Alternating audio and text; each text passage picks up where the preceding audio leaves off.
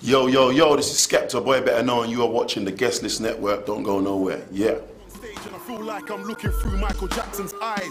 Stories, rumours and accusations, so I gotta stay self-conscious of my hand gestures before they call me a mason or say that I'm working with Satan. But even a blind man could see. I would never sell my soul for the P. When you're looking at Skepta, you're looking at Grime. So the only thing I gotta stay true to is me. Hello and welcome to the Guestlist Network. It's Osh here. Ladies and gentlemen, welcome home. We always bring you the big dogs right here with none other than the man Skepta. How you doing? I'm blessed, man. Yeah? Yeah, man, I think it's my fifth interview for today. Fifth interview. Yeah, man. Okay, like always, you must be saving the best till last, yeah? Yeah, man, yeah, man. I feel you. So it's nice to be here on top of the roof with you. Yeah, man. How you feeling right now? Yeah, man, I've had quite a good year. Released my album Doing It Again at the beginning of the year. Done 2 sold-out tours. Got a single coming. I'm just gonna drop on New Year's Day. Nice. 2012. So yeah, man, it's been a good year, man. I can't complain. 2012 looking crazy for you right now. Yeah, definitely. So you come a long way since 2 brothers, 3 cousins and a dog, yeah? Yeah. You still using Mario Paint to do your tunes for old time's sake? No.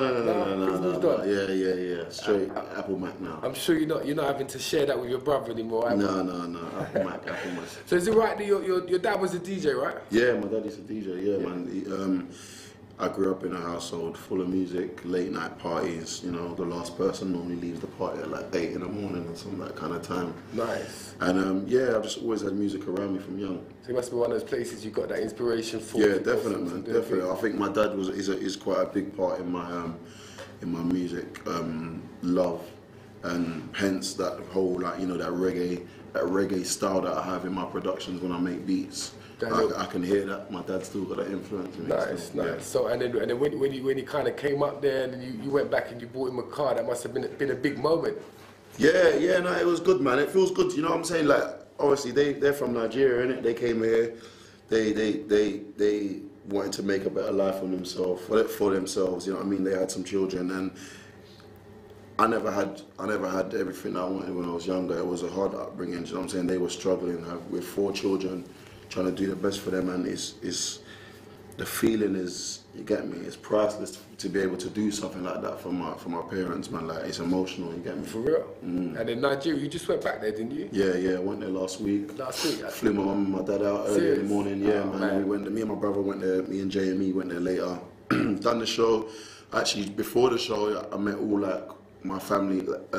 They brought them all out to come, and, you know, there was a lot of tears and everyone being emotional. Wow. Man.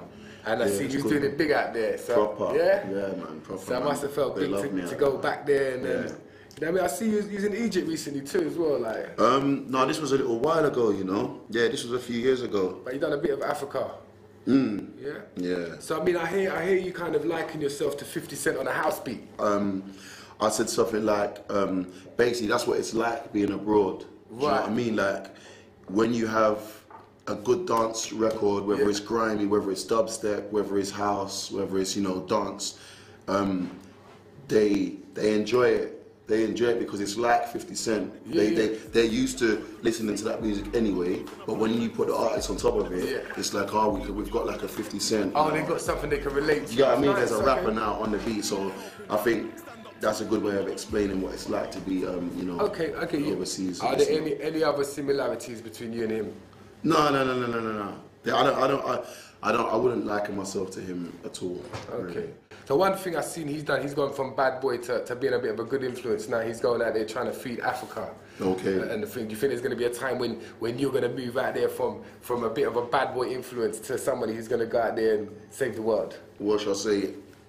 I've got a plan to try and give back to the youth. I don't want to say too much about it because I don't want to steal my idea, but I mean, you mentioned before you're going to do some kind of workshop, maybe. Yeah, I want to do something. I've got a few different ideas that I want to do to give back, and it's just finding the time because obviously I'm quite busy at the moment. I don't want to do it half-heartedly. You know what I mean? Me and my dad are sitting down, and we're devising something that we could, you know, do to give back to the up-and-comers. Okay. So your dad's there still pushing you in the right direction, man. Loving it.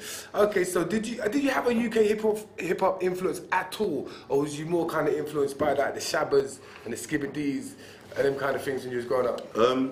Yeah, I think my dad started off with the whole reggae. Like, my dad he was heavily into reggae, man. So it started from there. Then then my dad bought me my first album, and I'll never forget it. It was in Edmonton Green Shopping Centre. He bought me Snoop Dogg. The album Doggy Style. He bought it for me on tape. He bought it for me on tape. It was a tape, and then you opened it, and they had the leaflet inside. And I remember he came back and he gave it to me, and I was listening to it, and I thought, oh my God, like this guy's lyrics are just like it's so raw. You get me? And I could feel myself like thinking, okay, this is like a young guy like going for it. You know what I'm saying? And then got into like, I think around about the same time it was like the drum and bass, the jungle scene, should I say.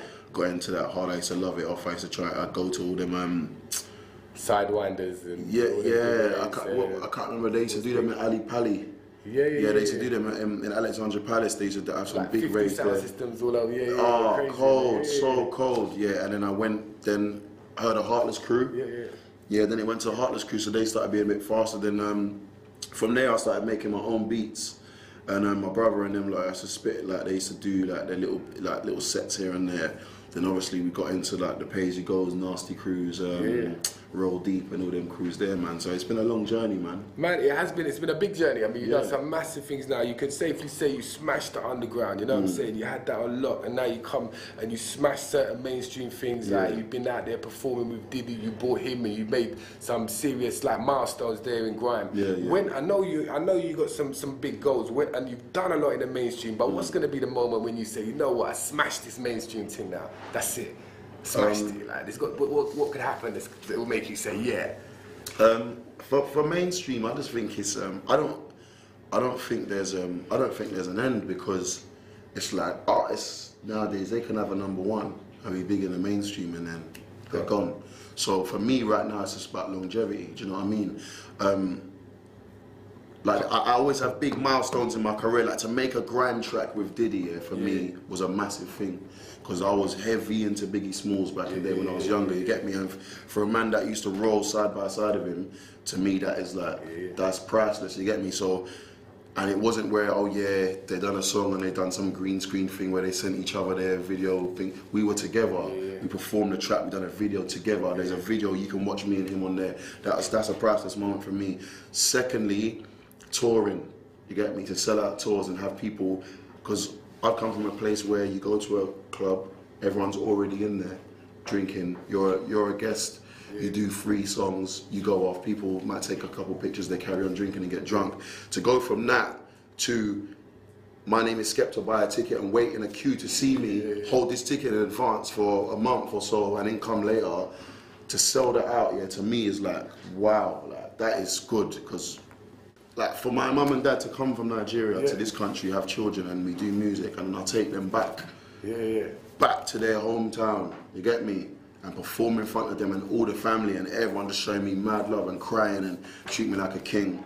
Those are the 3 milestones from my career. I'm good now, you get me? Like, I feel like I'm a successful man. I feel like I'm a proper man. Absolutely. So now for me, it's just the longevity, man. I don't ever want to fall off or my work rate to die down where I feel like, I don't like it no more, you get me? For real, what about greatest hits? You can't do a greatest hits album, you started with I put, do you know what, I swear, if I go into my memos in my phone, I was writing a lyric the other day and I was saying, I can't believe I called my first album greatest hits. You're going to have to come up with another one now. I will. Alright, so you once said, no one can spit like me except Jeremy, Big HP Money and Temps. Who can't spit like you, man? Who's not as good as you? Come on. No, when I was saying like that, I meant like the aggression. Okay. I would add Gets in there as well, man. Okay. Yeah, I think that the hunger that you hear on the mic, like the punchlines, that UK style, you get me?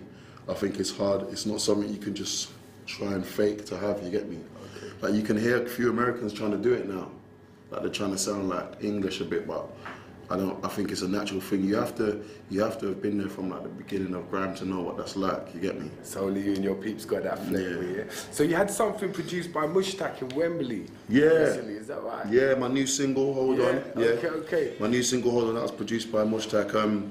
They sent me the beat and I was listening to it and I thought, you know, I just dropped a mix CD with Who Kid, the DJ from out in the States, and You know, when I dropped it, I took a little break because I was preparing to go back on tour again. So when I was coming back with a single, I was thinking, yeah, man, this is a perfect sounding, like, motivational, you know, uplifting track. You know, that did the track, and you know, Mushak loved it. I loved it. So that's coming on your album in Jan, right? And my album's coming out next year. Now, my album's gonna come out like early next year. It's called The Honeymoon, but you know, the single's out on New Year's Day. Hold on, I'm gonna put out another single, then I'll bring out the album. Okay, so have you got a track on there that tops So Alive as one of your biggest tracks now, personally? What, on my album? Yeah. I always getting better, man. Yeah. Progression for me is key, man. Like, progression and being consistent, man. That's key. Like, so I don't ever want to make a song that is not as good as my last one. You get me? When I'm in the studio, I'm constantly in there trying to churn out something that's better than my last one. So that means the next album is going to be big. Yeah, definitely. So you're still mixing like mainstream music with like harder stuff. Yeah. Is this like a hard road to follow? No, for me, I don't feel like it is, because now, you know, I think the transition was the hardest part of it. Yeah. Getting people to understand where I was going with it. Because when I first made Rescue Me, they were like, hold on, this is a bit commercial though, but how comes when it drops, he's still spitting hard? What's he doing? Bang, hit them with the Cross My Heart tune. Okay,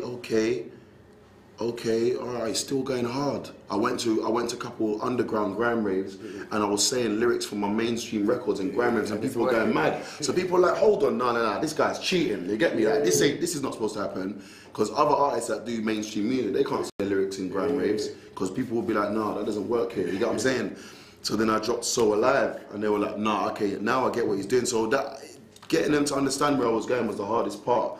But now, I feel like I'm just being myself, you know what I'm saying? People have accepted that, yeah, he spits and he does his thing. So we like his bars, we like how he's witty, or we like his humor, or we like how, you know, what he's about. So now, like, it's easy. And now you've got that freedom, you can go forth and do that wherever, you know? Yeah, I just do what I want now. It's nice. Well, I think you're treading that road in a good way. Yeah. Now, Twitter's been a powerful influence in you, right? Yeah. How important do you think that was to your rise? I think it's a gift and a curse, man. Twitter, because it's the power of your thoughts at your hands. Like, sometimes you could tweet something and that you shouldn't really. Like, I look back and I think I should think that, but I shouldn't really say it. But you just flipping it out there. But because it's on my phone, I'm just like bang, bang, bang, bang, bang. Some people are like, man, you tweet too much. Don't you ever work? I'm like, I'm never not near my phone. It's not like I'm sitting on a PC going like this. Yeah, or on a computer. I am with my phone all the time. So if I ever think something, I'm like bang, bang, bang, and it's like I think to myself, maybe I shouldn't have said that. But at the same time, on the flip side, you know, I've met like great artists through there. You know, I've networked with great artists through there, and it allows me to be in touch with my fans, like, of what I'm doing. Like, I don't want them to particularly like know everything about my life, but if there's something I feel, you know, that everyone thinks or that people should think about or that's happening in my career, it's a good way to just, you know, it's like a broadcast message to show everyone that So cares. for you, it's nice to have that connection. Definitely. All right, so have you been signed? I got a distribution deal. Yeah, okay. Yeah, with all around the world. Okay. And is that you or is that your group? Your crew? Basically, Boy Better Know, yeah, they've licensed Skepta from okay. There. So they get to basically promote my music and release it exclusively to them. Nice. So I just get all the creative control, make what I want. Control of what you're doing. You know what I'm saying? Make what I want, and you know, just dictate to them what I feel will work best for myself. They'll give me some advice and we go with it, man. It's like a joint venture rather than, you know, like where they're trying to use me as a puppet to sell or to make money. So that's what it's about. But they're pushing you along in the right direction. Yeah. All right, nice. So a couple random questions. One thing still to do before you die? Maybe have a child. No kids? Yeah, no, I don't have no children. Yeah, maybe have a child, man. I think, you know, sometimes I see my friends and that with their children, and I think that there's something in their eyes that when they look at their child that I feel like I'm missing in my life. You get what I'm saying? But obviously I've been busy doing what I'm doing, and I never ever. It gives them gives their life a little meaning. Yeah, do you know what I mean? Like it's like you look at that child and it's you. Yeah. And when you know that when you're gone, there's someone carrying on your thing. Yeah, I think that would be good before I die to have a child. What would be your one piece of advice for your unborn child? to not live off my name and do his own thing, man. Do something, and you don't. Obviously, I'm your dad, and I'm Skepta, but you get me. Try and be yourself. Nice. I don't want him to call himself young Skepta or little Skepta or nothing like that. Yeah, Got to be his own person, man. Yeah, that's down to you, anyway. They call me SKEPTA. Before I start, I just wanna say, boy, better know all day. I got bumblebees trying to figure out how I got this buzz. All I want is a kiss and a hug, but somebody told Specsavers. I didn't know about this, but this is the kind of thing that I would like to read. You know, just to cover itself, it's selling itself to me, and I didn't know that this kind of stuff is on, you know, on the trains and everywhere. You told me that it is, and I wish everyone that's behind this all the best, because we need stuff like this out there, man. So respect, nice man, bro. Bless. Wicked. Cool. You wanna see me now? I got nothing to prove. I sit back looking at the game from a bird's eye view, then I make my move. Never take my foot off the gas. I'ma go hard till I blow that fuse. Cause the moment you feel like giving up, that's the moment you lose.